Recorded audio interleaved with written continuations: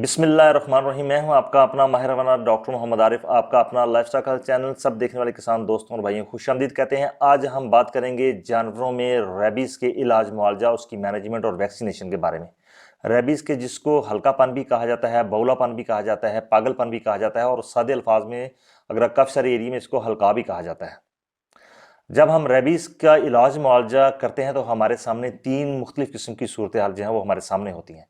पहली सूरत हाल ये होती है कि किसी जानवर को, जैसे गाय, भैंस, भेड़, बकरी, कुत्ता, खच्चर, घोड़ा, इनको अगर बौलापन वाला जानवर जो है, रेबीज़ वाला जानवर जो है वो काट जाए, पता चल जाए कि वाकई जिस जानवर ने काटा है उसको रेबीज़ थी, तो उस जानवर का या उन जानवरों का अगर ज़्यादा को काट गया है तो इलाज मुआवजा हम कैसे शुरू करेंगे। नंबर एक। नंबर दो, अगर किसी डेरे पर रेबीज़ वाला जानवर जो है वो एक्सपायर हो जाता है, मर जाता है, तो उसके साथ जो सेहतमंद बंधे हुए जानवर थे उनका इलाज मुआवजा है वो हम कैसे करेंगे, वैक्सीनेशन का शेड्यूल उनका क्या होगा। नंबर तीन, अगर किसी जानवर को रेबीज़ हो जाती है तो फिर हमें क्या करना है। अब आ जाते हैं पहली सूरत हाल के बारे में। अगर किसी जानवर को, जैसे गाय, भैंस, भेड़, बकरी वगैरह को बौला कुत्ता काट जाता है, रेबीज़ वाला कुत्ता काट जाता है, तो उसका इलाज मुआवजा कैसे होगा।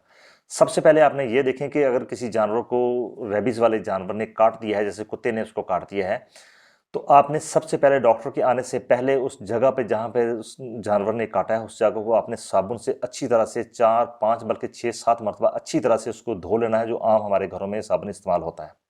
धोने की वजह क्या होती है, जो वायरस होता है रेबीज़ वाला, इसकी जो बाहर वाली परत होती है ये लिपिड्स यानी कि चर्बी से मिलकर बनी होती है, सादे अल्फाज में आपको बता रहा हूँ। और जो साबुन होता है ये चर्बी को घोल देता है।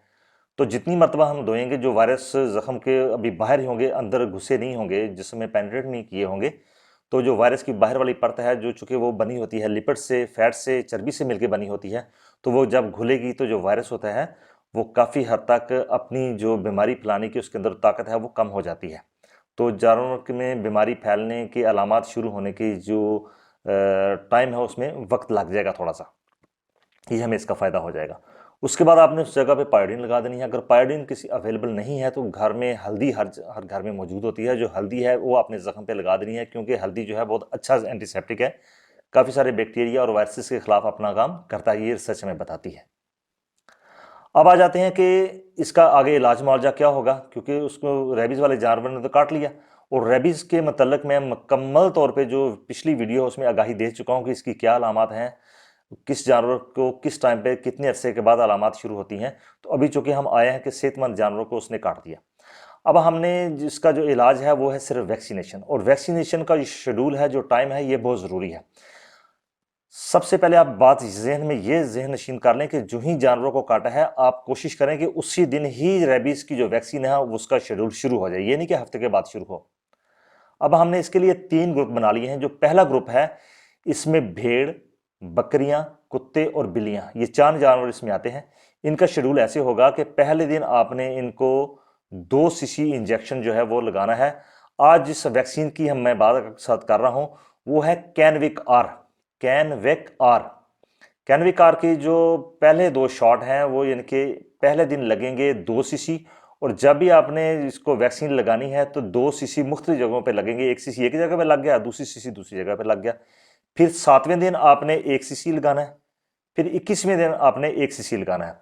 अब बाज़ जगह पे दिन की समय नहीं आ रही थी तो मैं आपको सादा तरीके से समझा दूं कि फ़र्ज़ मिसाल के तौर पे आपने यकम तारीख को वैक्सीन शुरू की है, तो यकम से लेकर 21 दिन का आपने शेड्यूल कर लिया, 21 दिन का।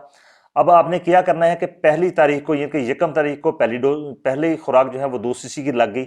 उसके बाद आ गई 7 तारीख, यानी कि 7वां दिन आ गया, 7वें दिन आपने 1 सीसी लगाना है, और आगे आ गया 21वां दिन, फिर आपने इसको 1 सीसी लगा देना है। अब आ जाते हैं दूसरे ग्रुप की तरफ। दूसरे ग्रुप में हमारे पास बछड़े, बछड़ियां, कटड़े, कटड़ियां, खच्चर, घोड़े और गधे, ये हमारे दूसरे ग्रुप में शामिल हैं। इनकी वैक्सीनेशन का शेड्यूल ऐसे होगा कि जो पहला दिन होगा वहां पर आपने लगाना है इसको 3 सीसी, 3 मुख्तलिफ जगहों पर 1-1 सीसी आपने लगा देना है।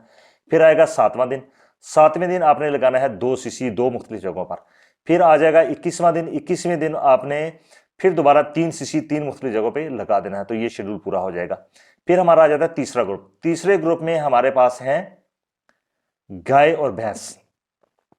गाय और भैंस का जो शेड्यूल होता है, इसमें आपने पहले दिन जो वैक्सीन का आप कोर्स करेंगे वो आपने लगानी 4 सीसी वैक्सीन। 4 सीसी वैक्सीन जो है वह 4 मुख्तलिफ जगहों पर लगेगी। 7वें दिन आपने लगानी है 3 सीसी, इनके 3 मुख्तलिफ जगहों। फिर आपने 21वें दिन दोबारा फिर 3 सीसी 3 मुख्तलिफ जगहों पर लगानी है। इस तरह आपका ये शेड्यूल जो है पूरा हो जाएगा वैक्सीन का। अब हम आ जाते हैं कि अगर किसी डेरे पर कोई जानवर जो है वो रेबीज की वजह से मर जाता है, तो जो बाकी जानवर हैं उनका हमने शेड्यूल क्या रखना है, आया उनको वैक्सीन होगी? तो मैंने आपको पिछली वीडियो में बता चुका हूं बड़ी अच्छी तरीके से कि जब जानवर को रेबीज की अलामत शुरू, मसल आज जानवर में रेबीज की अलामत शुरू हो गई हैं, तो 5 या 6 दिन पहले ही, बल्कि 7 दिन पहले, रेबीज शुरू होने से 7 दिन पहले ही जानवर के मुंह से रेबीज का जो वायरस है ये निकलना शुरू हो जाता है। इसका मतलब ये हुआ कि जो मरने वाला जानवर था उसके करीब जितने भी जानवर बंधे हुए हैं, जिन्होंने चारा उस खुरली में खाया, पानी इकट्ठा पिया है, तो कंफर्म उनके जिस्म में भी रेबीज का वायरस चला गया होगा। उनको भी आपने हिफ्ज़े मातकद्दम जो है ये कोर्स पूरा करवा देना है। तो शेड्यूल जो इनका होगा, जो मैं आपको पहले शेड्यूल बता चुका हूं, वही शेड्यूल इन जानवरों का होगा। अगर कटरे कटरियां हैं, बछड़े बछड़ियां हैं, भेड़े हैं, बकरियां हैं, गाय हैं, भैंसे हैं, तो शेड्यूल जो मैंने आपको पहले बता दिया उस शेड्यूल के तहत ही आपने इनकी वैक्सीन जो है वो करवानी है। अब आ जाते हैं कि आपके डेरे पर अगर जानवर किसी को रेबीज हो गई है तो फिर क्या करना है। तो प्यारे किसान भाई, इस बात को याद रखिए कि अगर किसी जानवर में रेबीज की अलामत शुरू हो जाती हैं, जो कि मैं अपनी पहली वीडियो में बता चुका हूं बड़ी तफसील के साथ, तो आप ये अपने जहन नशीन बात कर ली कि रेबीज का जब अलामत शुरू हो जाती हैं, रेबीज की अलामत शुरू हो जाती हैं, तो फिर उसका कोई ट्रीटमेंट नहीं, कोई इलाज नहीं। 100% उस जानवर को ज़ाया करना पड़ेगा और उसको ज़मीन में दबा दिया जाएगा। एक चीज़ मैं आपके साथ और शेयर कर दूं कि मैंने आपको पहले वीडियो में ये बताया था कि अगर जानवर को, रेबीज वाले जानवर ने किसी दूसरे जानवर को आंख के करीब, सर के करीब, कान के करीब काट लिया है, तो हो सकता है कि जो वैक्सीन का जो हमारा शेड्यूल है, चूंकि जो पहला इंजेक्शन वैक्सीन का लगेगा, तो उसके 14वें दिन जाके हम समझते हैं कि एंटीबॉडीज जो है वो कुछ बनना शुरू हो जाती हैं, जो कि बीमारी के खिलाफ लड़ेंगी, और पूरी जो इम्यूनिटी है उसको पैदा होने में कम से कम तकरीबन 1 महीने का वक्त जो है वो दरकार हो जाता है।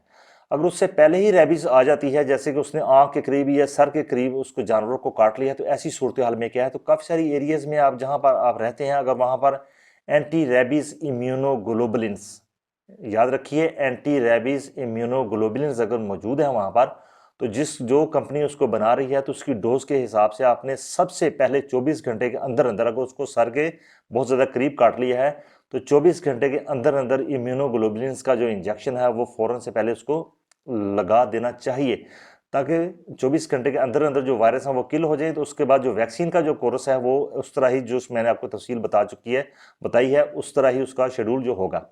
अभी पैराक्सान भाई, आपसे एक छोटी सी अपील करना चाहूँगा।